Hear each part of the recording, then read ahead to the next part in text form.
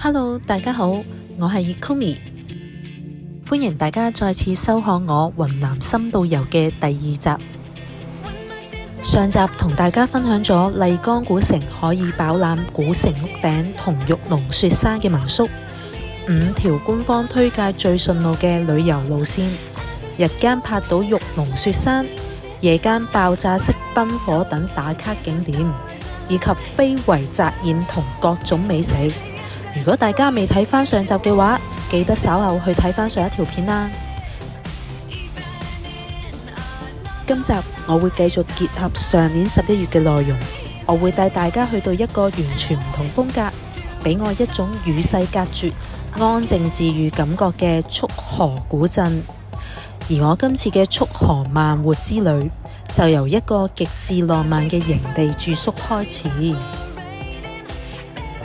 由於呢度位於2000幾米海拔，喺無污染嘅夜空底下，就可以好容易咁望到滿天星星。而到咗清晨，一打開帳篷，更加可以同呢個震撼人心、金黃色嘅玉龍雪山日照金山打卡影相。呢一刻嘅感動，真係令我覺得非常治癒啊！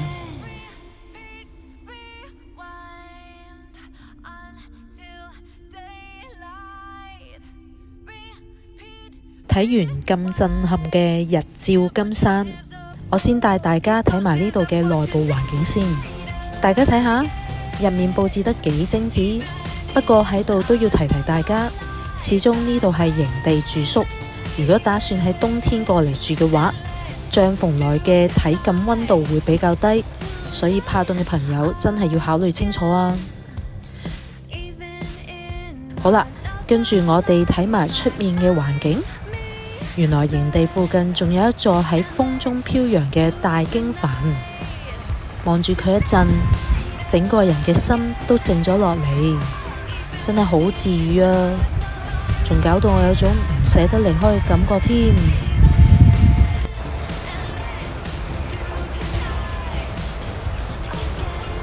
哇，真係好靚啊！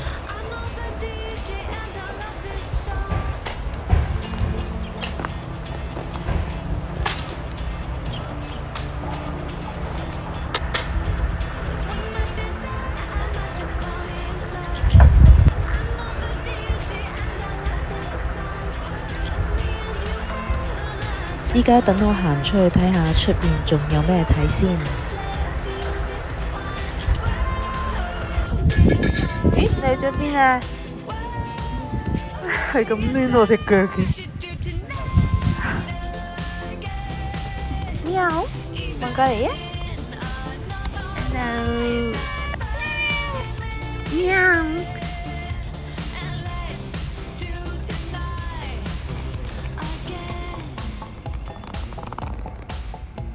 哎呀，你貪玩啊！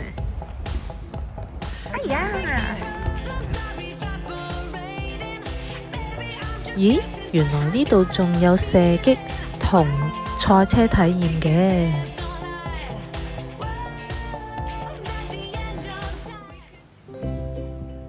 好啦，依家我正式帶大家去束河古鎮行街啦。未入北門門口之前，呢度都有好多店鋪。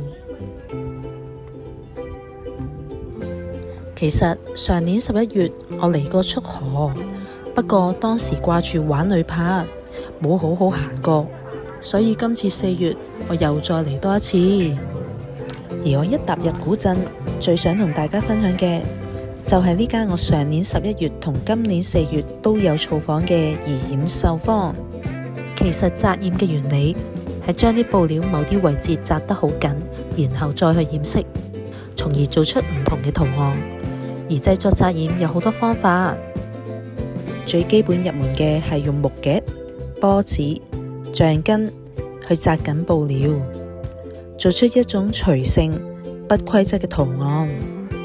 如果想層次豐富啲，仲可以透過重複浸染，染出漸變色彩，又或者浸染唔同嘅顏色，令色彩更繽紛多彩。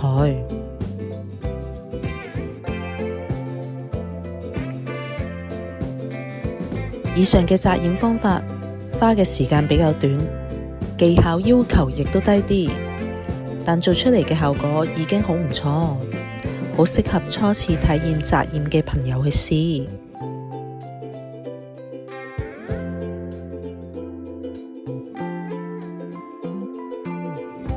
但如果想玩得進階啲，呈現好似眼前呢一類具體線條如蝴蝶咁精細嘅圖案，或有規律性嘅圖案，就必須要動用針線啦。單係順住圖案縫線抽緊打結，就要花上勁多時間啦。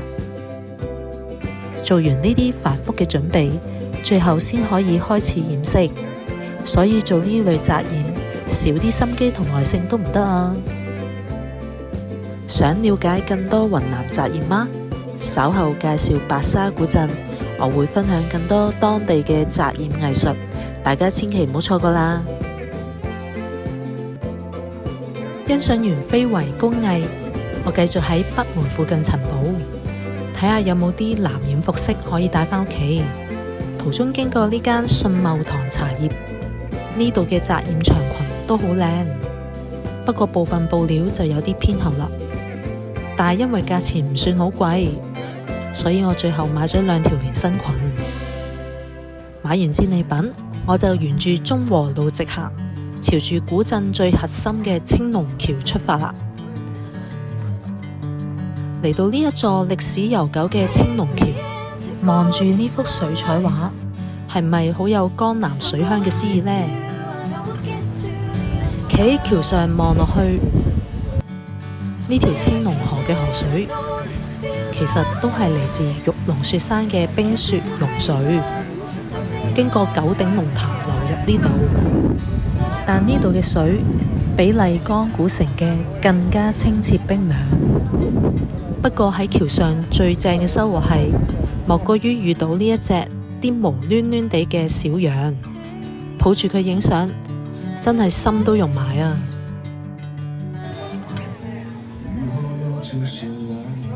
沿住橋走入去龍泉路，呢度亦係我成個束河古鎮最鍾意嘅街道。聽住啲人唱歌，真係覺得好舒服啊！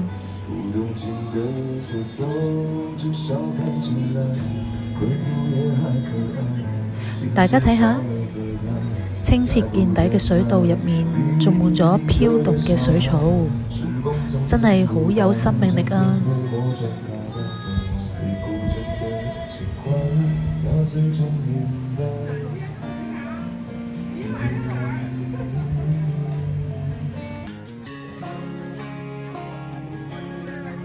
而且呢度嘅外牆設計都好靚。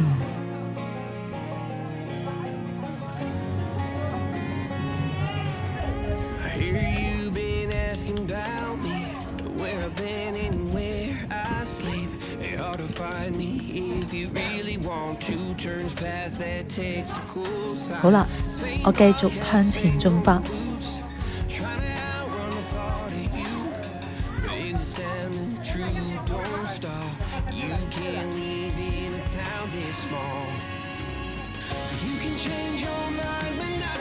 經過戀人橋，而家嚟到飛花路附近啦。呢度俾我嘅感覺係好悠閒。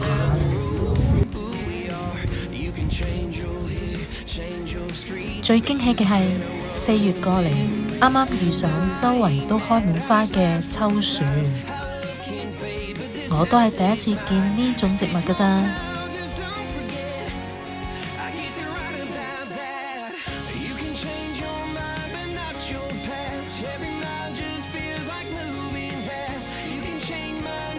欣賞完好靚嘅秋樹花，我就向飛花捉水進發啦。行咗大半日，個肚嘰哩咕嚕咁叫，所以揀咗喺茶火火呢間餐廳食飯。因為太多嘢食想試，一下子呢就點咗咁多嘢食啦。而整餐飯最好食嘅就係呢碟烤羊架、薯片同肉串。食飽飽之後，當然要繼續周圍行下消化下啦。接住經過呢間叫做銀上方嘅店，原來又係一間好精緻嘅非遺男兒體驗館。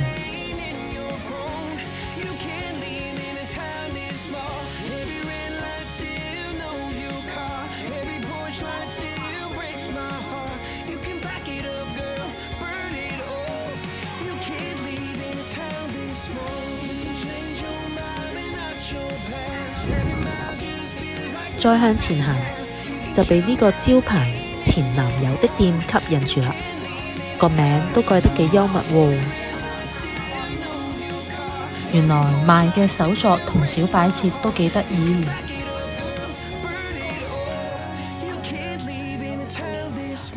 而喺小店附近，仲俾我捕捉到一幅佈置得好靚嘅牆壁，隨手拍都好出片。之後我就嚟咗呢間賣帽子嘅自助購物店，啲帽又平又靚。喺結束今集旅程之前，想同大家分享一下4月嚟麗江嘅衣着同防曬要點。由於呢度嘅紫外線偏高，搽防曬幫助有限，所以唔影相嘅時候，盡量由頭包到落腳。而飄逸長裙、長袖外套、草帽都係唔錯嘅選擇，而夜晚比較凍，就更加需要注意保暖啦。我會着件有羊毛成分嘅冷衫。好啦，今次整理完2次去束河古鎮嘅片段，唔知大家睇完又覺得點呢？我嘅感受就寫咗喺下面嘅說明欄度，大家睇完片記得去睇下同留言分享下啦。下集預告，下一集我會同大家分享周圍都開滿花、充滿藝術氣息嘅白沙古鎮。除咗會大家睇下展現更極致工藝嘅飛雲雜染，仲會分享旅拍體驗同特色服裝店等內容。